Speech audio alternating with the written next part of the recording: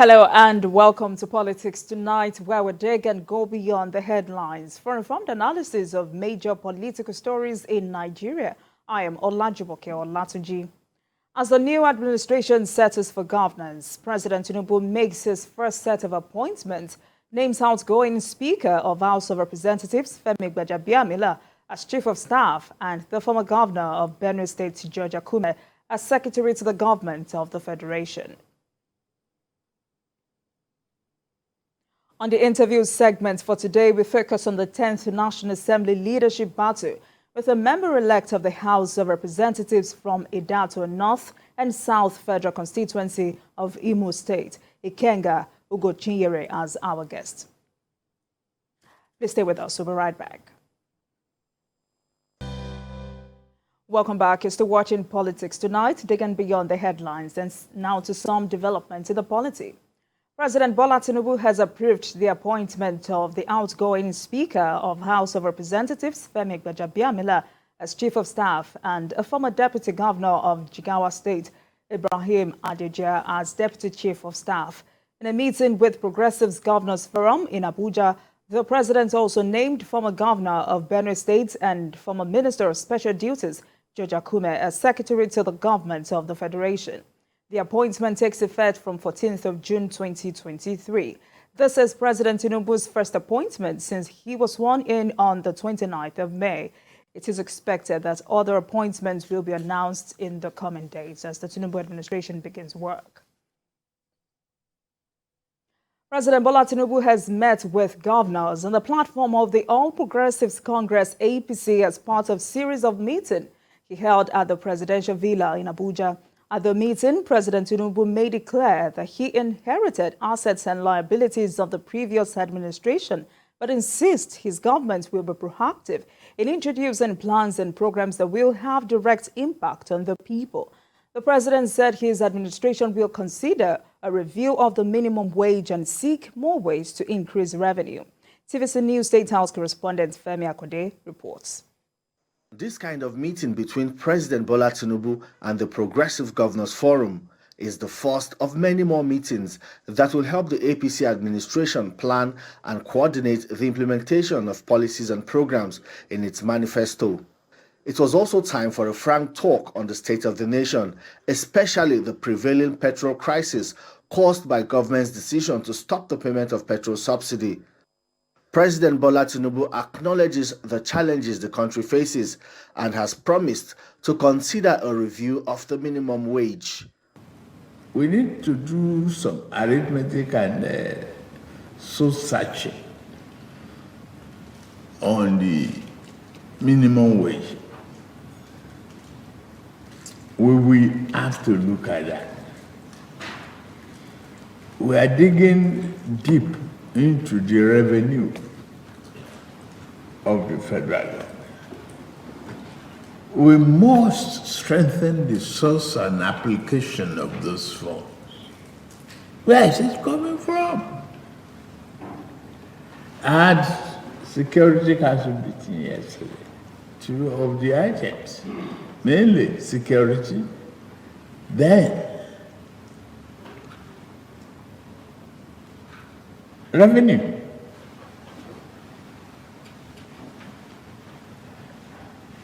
We had our discussions,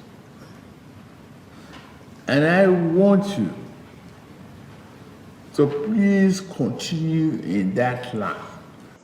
The governors were at the State House on a courtesy visit. They pledged their loyalty to the Commander-in-Chief. Mr. President, in his response, promised to run an open-door policy. If we think together and work together, Nigeria of our dream is not far away.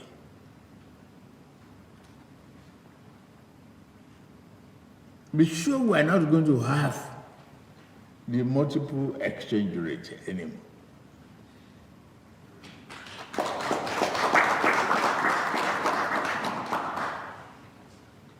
Let's constantly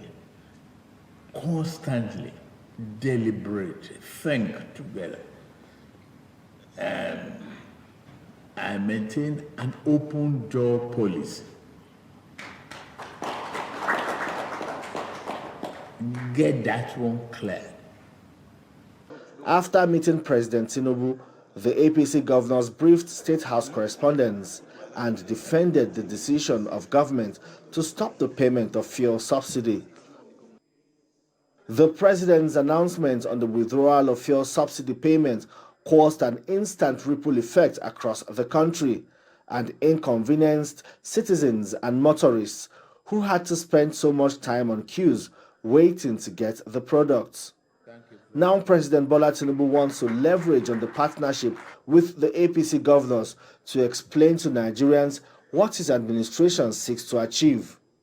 Already, President Tinubu has made his first set of appointments, an indication that his administration has set the ball rolling and is prepared to take on the task of governance. Femi Akonde, TVC News, Abuja.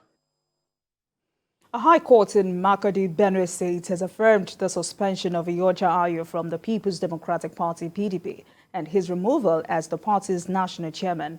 Justice Maurice Ikwambese ruled that Senator Ayu's membership lapsed with his failure to pay his membership and subscription dues. Delivering judgment on the suit, Justice Ikwambese, who is also the Chief Judge of Benue State, said Senator Ayu did not contest his suspension by the Ward Executive Committee of the PDP. Neither did he initiate any suit challenging his suspension. It will be recalled that Justice Ugochinyere earlier issued an interim injunction restraining Ayu from parading himself as the national chairman of the PDP. Let's take a short break, and when we return, it will be time to speak with our guest of the day, who is a member-elect of House of Representatives from Idato North and South Federal Constituency of Imo State, Ikenga Ugochinyere, on the 10th National Assembly Leadership Battle. Please stay with us. Thank you very much for staying with us. You're still watching Politics Tonight, digging beyond the headlines. And now to our interview with the guest of the day. I am joined by a member-elect of the House of Representatives from Idato North and South Federal Constituency of Imo State, Ikenga Ugochinyere, for discussion on the 10th National Assembly Leadership Battle. Is also the spokesperson of the Coalition of United Political Parties, CUPP. Thank you very much for joining us, Honorable. So much. Let me start by congratulating you on your election into the House of Representatives. I know it wasn't an easy journey for you. How do you feel about this victory? Well, I feel that there's a lot of expectations from the people that I must deliver on. So it's kind of misreaction because, yes, we got victory, but the path to victory was soaked in blood and fire.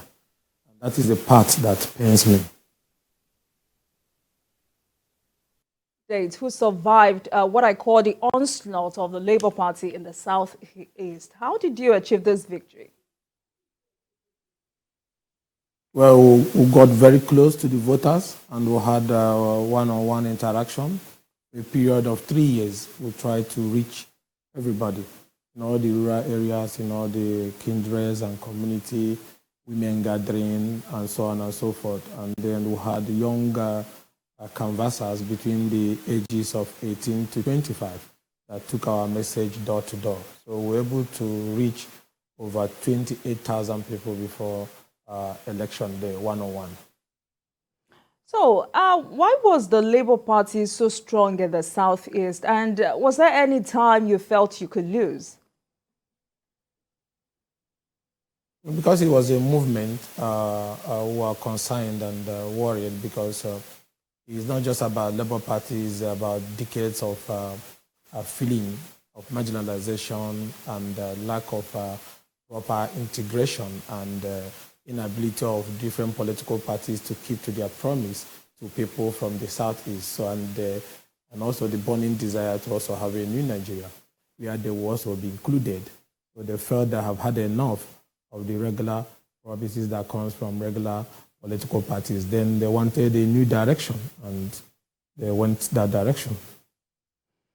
All right. So, as the spokesperson of the Coalition of United Political Parties, that's CUPP, and now that you've won election into the federal parliament, will you give up that position? Yes, in the coming weeks, there will be general meeting of the steering committee, and I will likely be stepping down for my brother, Mike Adeboya, who is the second spokesperson. All right, then. So, as a lawmaker-elect, what should your constituents in Idato expect from you? A lot. First of all, we have been cut off from the national grid. We have been in darkness for over 12, 13 years, most of the communities. Communities are now contributing money on their own to try to see how they can get electricity, and that have affected most of the small-scale industries that you used to have in Idato. Most of them are no longer operating because they don't have access to power. Then we'll have road problem and bridge problem. The major road linking us from Olu, connecting Olu to Idato, is no longer there. We'll have to go through a bush path, drive through a bush path for us to get to Ubele, Umuchima, Akoko, and Arondizok. So we don't even have access to good road, even from the Olu end and from the Oga end, where you don't have the road connecting us with Arondizog and Okigwe and so on and so forth. We have water problems, but more importantly, the pressing problem we have is insecurity challenges. The security challenges is so much because of the activities of non-government kidnappers and the clashes between the some of the headers also. So that has made people not to feel safe. Most of the businesses around those areas have closed. Most people have relocated from Idato to neighboring city centers because of lack of, or will I even say, total collapse of security in those areas, especially the Ndimoko end and the Iheme end, going towards Okigwe and Onimo is very, very bad. All right, so moving from activism to active politics, how challenging has it been for you? Well, the switch is a bit challenging because at times people expect you to just fight. They expect you to oppose. It doesn't matter how good what is on the table is, they just want you to continue to fight. But I have a huge responsibility because I represent over 250,000 people. And these people expect me to bring home dividends of effective representation and also to be able to make laws that will help in making lives better for them. So I have to draw a line. It's just a thin line between what I used to do as an individual and what I'm going to be doing now as a representative of a people. But that doesn't take away the fact that the primary responsibility of a lawmaker, which is to make law and ensure checks and balances and oversight, also part of the things that is even close to being an activist. You have to stand on the right thing. You have to ensure that government runs in accordance with set down rules. Fantastic. So let's move to the tussle for the principal positions in the incumbent 10th National Assembly. How will you describe the race so far? Well, it's been a bit filled with, I don't know how to put it, but kind of challenging. But now everything is getting to be stable now. At the initial stage, when the ruling party came up with a zoning formula, there was argument back and forth. But along the line, most members of the ruling party, especially in the House of Rep, has been able to fall in line with the decision of their party. But it's important you understand that we are not supporting this because the ruling party said so. We are supporting it because of the character and the competence of the candidates that were brought forward. All right, but Honorable Kenga, why do you think this race is generating so much heat? Well, it is because there are people who find it difficult to face reality and stand on the path of truth. The reason why there was some tension was about the zoning formula. But here now, if you say the zoning formula that the ruling party, your party put on the table is not good, the question I will ask you, what is your alternative? Because most people don't want to say the thing the way it is. What some people are doing, which is what is creating this tension, is that you want a race that at the end of the day on June 13, you will have a Muslim president, you will have a Muslim vice president, you will have a Muslim Senate president, you will have a Muslim speaker, you will have a Muslim CJN. And that is not what our nation founding fathers must have envisaged. Inclusiveness and bringing everybody on board is very, very important so that we can achieve stability upon which government can effectively function.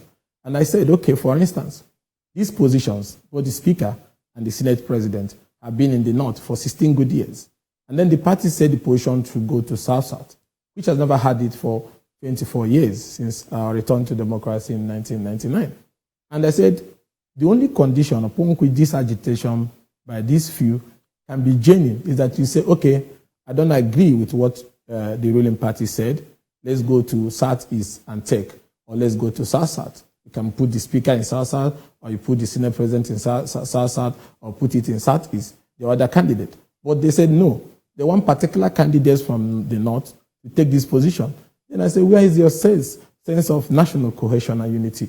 Don't you want other people to be included? You want to take it all? Why not allow it the way it is? And if you don't like it the way it is, why don't make adjustment? And that is why this whole disagreement, that's where it's coming from. But majority of lawmakers, cut across all political divide, have come to see the need for national stability, cohesion, and inclusiveness. And that is why you see, especially in the House of Representatives, that over 220 lawmakers cut across both the APC, the PDP, the NMPP, APGA, Labour Party, are all supporting Tajuddin Abbas and Benjamin Kalu for the post of Speaker and Deputy Speaker. All right, but from your point of view, is zoning bad?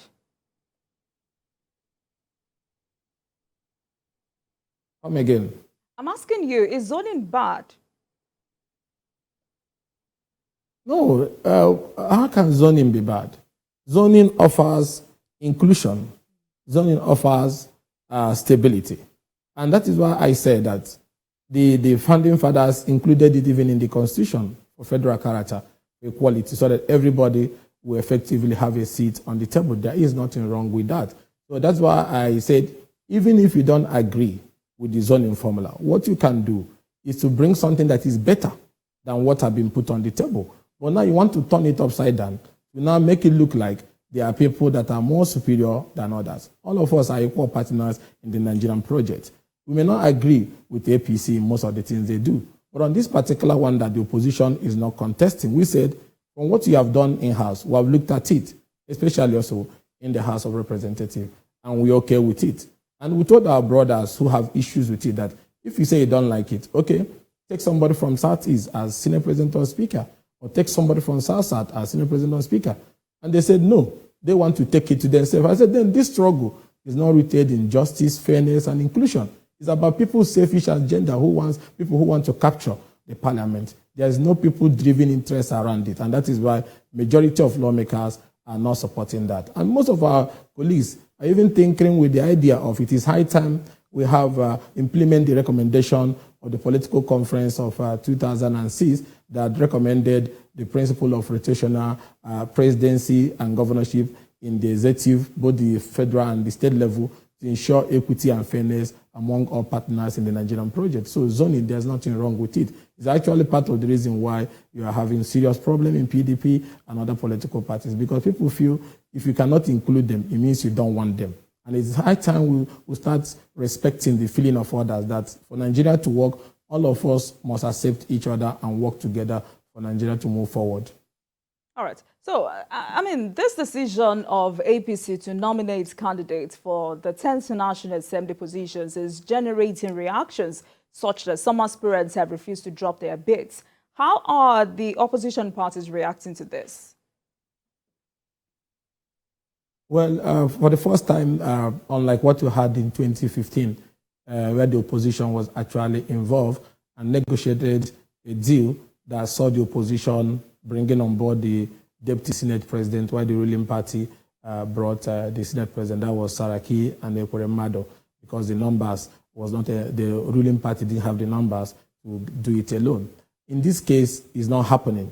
Even though we have slight, when we put PDP, NMPP, APGA, Labour together, the number is huge. But they decided, for whatever reason, that they are not putting a candidate forward, that they are going to choose from what you have in the APC. So as long as the opposition is concerned, majority of the opposition members have already signed up for Tajuddin Abbas and Benjamin Kalu speakership and deputy speakership already. So there's nothing like you're not going to have a kind of rumble or something. I'm a key figure in the opposition, and I can tell you categorically that majority of the opposition lawmakers have signed up for Tajuddin and Benjamin Kalu. So there's not going to be any kind of division or crisis that is going to create any tension. And most of the candidates that I guess you're talking about the G7, most of the candidates have also, aspirants there, have also started reaching out to Tajuddin Abbas. Eventually, in the coming days, you will see a lot of them stepping down. Almost about 4 or 5 before the last 2-3 weeks have stepped down. Even in the deputy speakership, Professor Julius Iwembre have stepped down for Benjamin, and about 2 others have also stepped down. Dodogo, as you are aware, and other ones have also stepped down for Tajuddin Abbas. And they're also reaching out to the remaining 4 or 5 who are eventually, one has also dropped her bid for speakership as well. So most of them, at the end of the day, are going to the path of national stability and inclusion, and also step down so that we can move forward. What is important that you understand is not about what the APC said, it's about the candidates that is on the table. Their character, their competence, their acceptability is what is selling them to the opposition. All right, so talking about moving forward, what is the way forward to ensure unanimity? Well, it's all about engagement, diplomacy, but also continue to expand the conversation, which is currently going on even as we are talking now. There are meetings going on in Asokoro where some of them are locked up in meeting for them to be able to form a unity, so that when we walk in on June 13, there may not be a contest. It will end up being a consensus. And most of the candidates are also keying in. And for us to achieve that, there will be give and take. Some of these people have also been in this race for a long time. That have reached out to people that have followers and so on and so forth. There must be a way to also bring them on board, engage them, and also make some concessions that will not hurt the general growth of the parliament and inclusion of other people who have also stood in support of this project. So I can tell you that the unity will come. The most important thing is the task that is ahead. You know how the country is drifting towards division, crisis, economic confusions, and so on and so forth. The rate of poverty is growing. Insecurity is everywhere, almost 28 states in the country. There is urgent need for the parliament to get to business and use the instrument of the parliament to solve compelling national problems that will help to create more jobs, that will create enabling environment for businesses, especially small-scale businesses, to thrive, that will help to foster the bridge for unity and oneness. And also, more importantly, to make the federation to be truly federal and run efficiently. These things are more important, and this is what the parliament is all about. Because if you remember in 1778, when the revolution happened in France, the coming of the word National Assembly was about this financial crisis, this economic crisis, the people were losing faith in government, that led to that revolution that brought about what you have today as National Assembly in 1789. So we don't want this kind of crisis to happen. That is why the parliament, the 10th NASS, is going to get down to business to solve some of these problems. But some of the lawmakers argued that the APC cannot impose leaders on the National Assembly. How will you react to this? But they are not imposing on anybody. In the first place, the APC, they are the one bringing the candidates. We are not fielding, especially we in the opposition, are not fielding any candidate, whether as deputy, as a speaker. And then they presented Benjamin for deputy speaker and projected Tajuddin Abbas for speakership. And then we as opposition lawmakers have looked at the credentials of all the people who are running for speakership. There's no imposition here. I have one vote. My colleagues all have one vote. We are adults. Nobody can force us to do what we don't like. The reason is that why Tajuddin, why are we accepting this? We said, here you have a classroom teacher.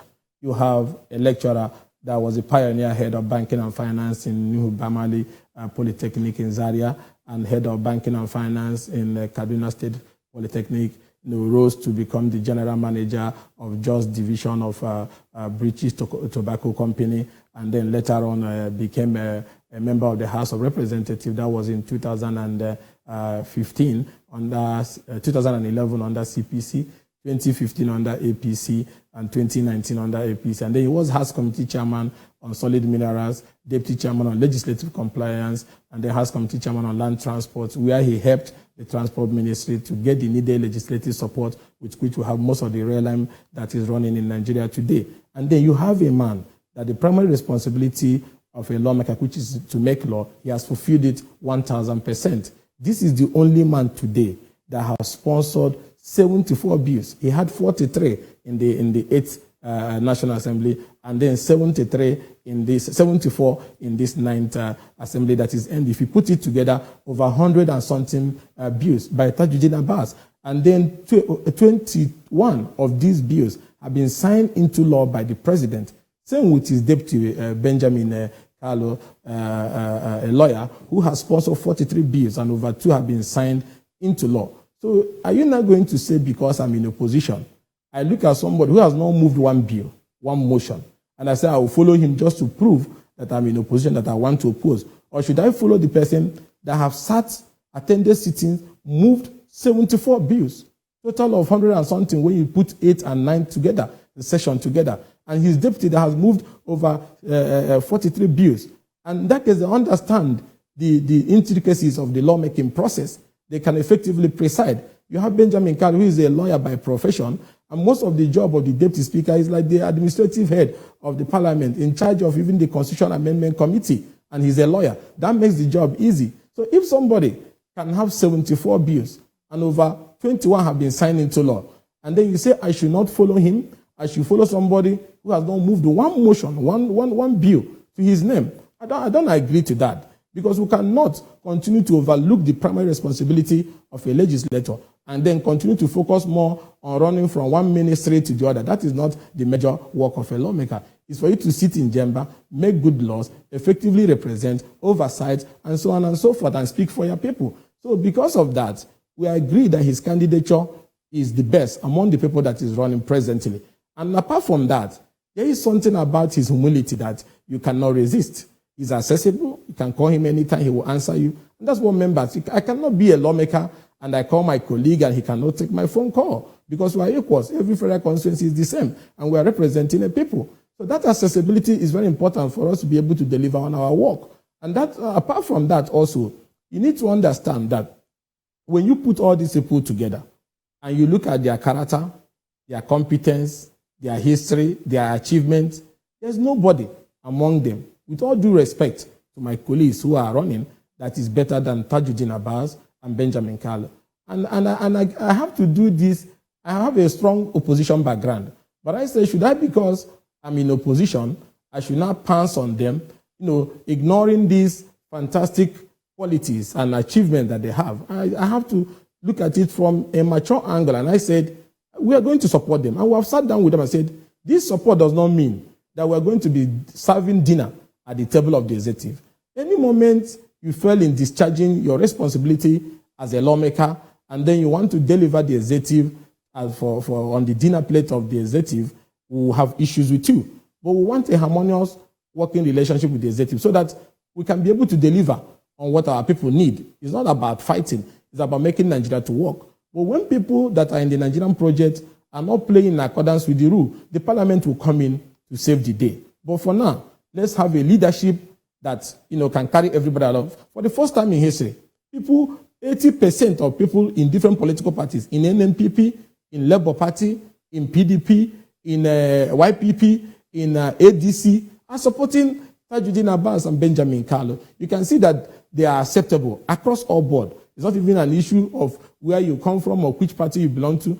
Among all the people running, majority of the members, over 220 as I speak to you now, have agreed to vote for the duo come June 13. All right, I've been speaking with Honorable Ikenga Ugochinyere, member-elect of House of Representatives from Idiato North and South Federal Constituency of Imo State. Tonight, we're taking another look at the 10th National Assembly leadership battle. Let's take a break and I'll be right back.